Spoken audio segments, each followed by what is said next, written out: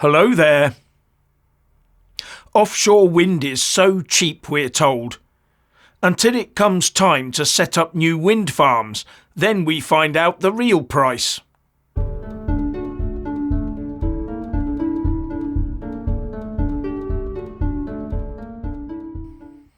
The UK government got a green shock very recently when it couldn't attract investors for the latest offshore wind bidding round. No one took the bait. And why? Because the contract would mean they can't charge enough for the electricity they generate to make a profit. And it's not just the UK.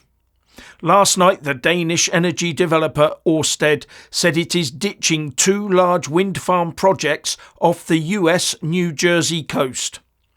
All down to supply chain issues, rising interest rates, and therefore rising costs.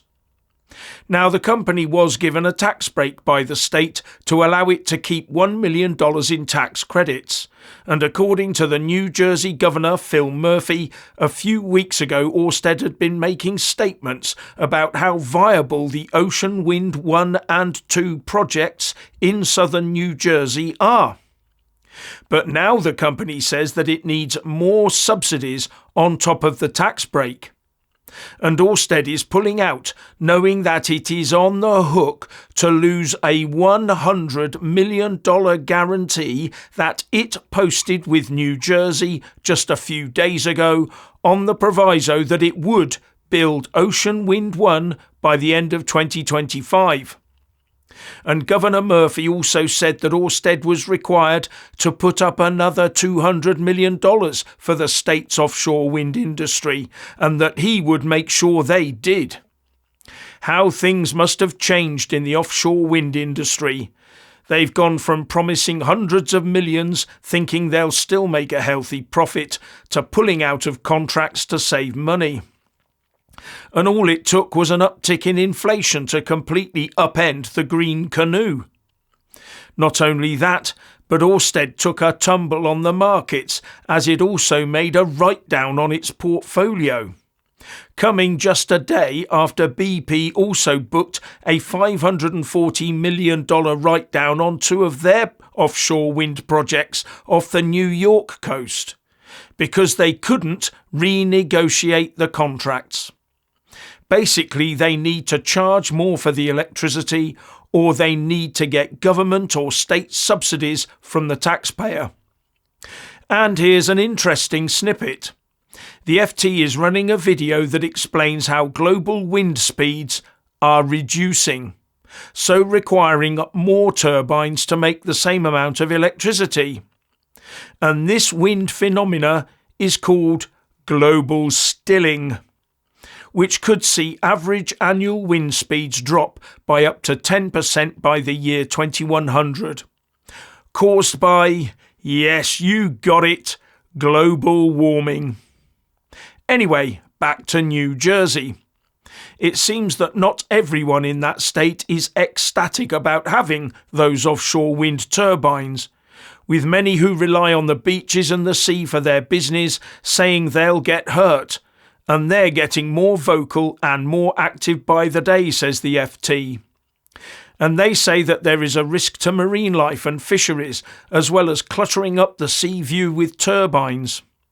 With the mayor of Point Pleasant Beach, New Jersey, Paul Kanitra, saying that they will do whatever it takes to stop this. If it means lawsuits, we'll do lawsuits. If that means we literally need to form a flotilla and go out there and stop it ourselves, we'll do that as well. So I suspect they'll be quite happy with Orsted's decision. But it's not just offshore wind. The Telegraph points to environmental, social and governance investing, or ESG as it's known, where the green fever appears to be draining away. ESG is all about trying to force investors to only put their money in environmentally friendly companies. And this green investing was once all the vogue, says the Telegraph. But now it's falling apart. And it reports that investors and asset managers are now turning their backs on this once booming trend. ESG funds saw a £2.5 billion outflow, and the S&P Global Clean Energy Index, which measures investment in green energy, is down by over 25% in 1 year, while the S&P 500 Energy Index, covering the whole sector, grew by 2%, while the number of new ESG funds is slowing down. There's obviously not enough money to be made, or possibly too great a chance of losing money. Now, according to Laith Calaf from stockbroker AJ Bell, the initial buzz over ESG investing was because everyone was piling in with their money. It's green, it's new, so it must be good. But now that ESG is just yet another fund system, comparisons in performance between ESG and more traditional funds are being scrutinised, and ESG is coming up short, with investors voting with their money. And the trouble is that this drive to put money into non-performing ESG stocks has cost us all money, because there have not been the returns on investment, and that might be why your pension fund is suffering. Then there's defence. The defence of the UK is paramount, but investing in defence stocks is seen as not ESG compliant, so therefore uninvestable. And that's patently stupid. Now, all of this will probably have the net zero zealots demanding that even more taxpayers' money be siphoned off into the green energy system to make it cost-effective for firms to invest in and cheap for consumers to buy the electricity. But the consumers will just end up paying more tax or losing other services as a result. And the eco-zealots will also want investment funds to be forced by law to invest their money in green companies. They just love spending other people's money, don't they? The trouble is that there's been a lot of greenwashing going on, where companies just have to say they plant some trees somewhere to offset carbon emissions, for example, to get themselves recognised as ESG friendly. But the EU has new laws to protect both investors and consumers from these greenwashing claims. So I expect our government will follow suit. But these new laws have been criticised as too confusing. But many companies have been falling off the top tier of greenness, so losing their full ESG classification. Anyway, it seems that this offshore green energy isn't anywhere near as cheap as it's cracked up to be. It's not like they've got to dig the wind out of the ground and put it through an expensive cracking and purifying process, is it? No, the wind blows and the turbines turn. Or that's the theory. And the eco-zealots will be keen to point out that right now, today, wind power is supplying 44% of our 35 gigawatt power demand.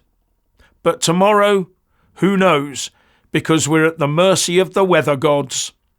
And that's why we have all those gas, oil and coal power stations on hand, at great expense, to step in when the wind don't blow and the sun don't shine.